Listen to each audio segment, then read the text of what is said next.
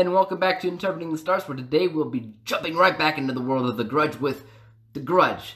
This 2020 film was not a remake, reimagining, or re-anything, as it actually takes place in the same universe as the trilogy that they stopped making over a decade ago. I'd say it fits in somewhere between Grudge 1 and 2 chronologically speaking, but that's kind of a moot point because that's where the connections end, as it's mostly its own story.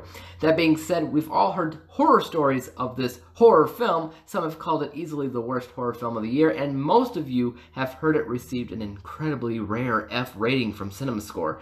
And that doesn't really tell me anything though, because I give Fs out all the time. So all I wanted to know is there anything redeeming about this movie? Because if there is, it deserves credit where credit is due. If not, maybe it's as hypnagogic as they say.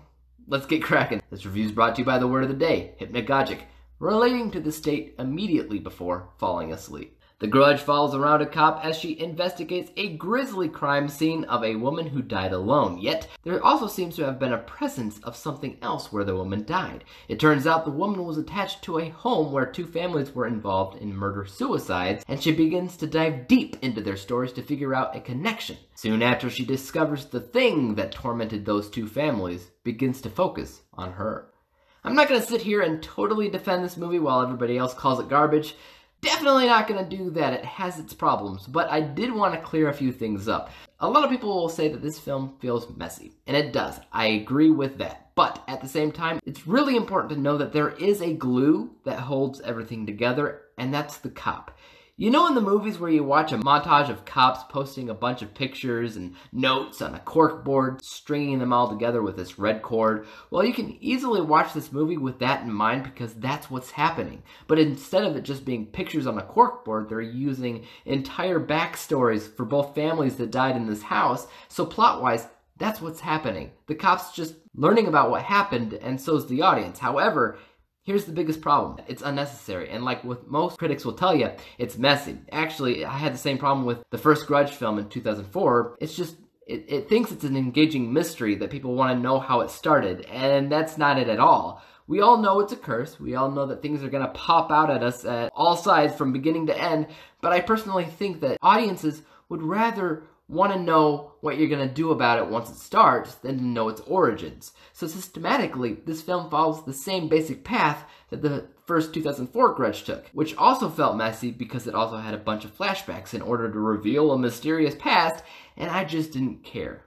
In all honesty, it waters down the only plot that matters, which is the cop's story. The cop has a son, they're on their own, they have gone through a traumatic event all on their own, and yet the movie doesn't really focus on that hardly at all, because it wants to dig deeper into these other two stories. So there's at least three movies or three stories going on simultaneously at the same time in this movie, and I'll be honest, that can easily make people check out of a movie.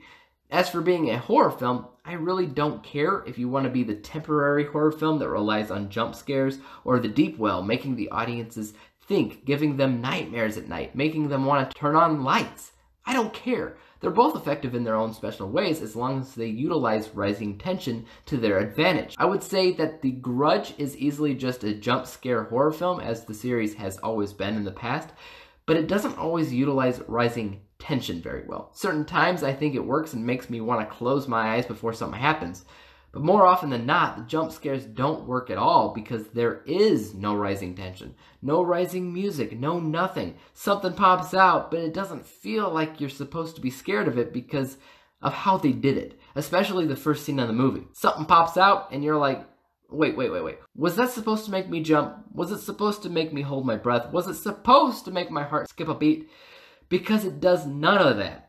I didn't even flinch. And that happens a lot in this movie, making it ultimately an underwhelming experience. Heck, I'm giving myself crap at this point because one of the things that I mentioned in my review for The Grudge 3 is that they needed to step away from that haunted house. They needed to step away from the same old ghosts and go somewhere new ghosts attached to the same curse, make it their own.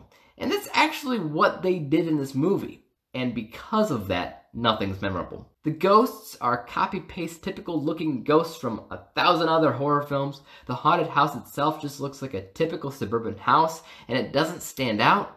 so I never felt like the house itself was a character in the film. If this was the first Grudge film out there, I don't think we'd ever see another one because nothing about it stands out as iconic. I don't know, guys. I've never really been a huge fan of the Grudge series. I think fans of the franchise have a lot more to say about it than I do, but I don't think anybody will actually love it. Time for my final score. Even when I look at it from an unbiased vantage point, I would still give it an F score at 54%. But horror films are one of the most biased genres out there because horror is a subjective genre. And when it comes to my bias, I found The Grudge to be an incredibly underwhelming experience, and my bias score is 34%. So when you average together the two scores, my end score is 44%, which is what I'm giving The Grudge. If you're curious on where this ranks as a Grudge film, I have it in second to last place with The Grudge 3 with a slightly lower grade because that was a direct-to-video film and it wasn't made very well from a behind-the-scenes kind of way, while this one was good enough. Guys, I would like to hear your thoughts on this film. Are the critics wrong? Did you enjoy it, or do you consider it hot garbage? Let me know. As for YouTube, you know what to do. Hit the subscribe button if you like this review and would like to see some others like it. Hit the thumbs up button because that always helps out my channel. And don't forget about the little bell icon because that'll help notify you when I come out with my next review. And until then, peace out!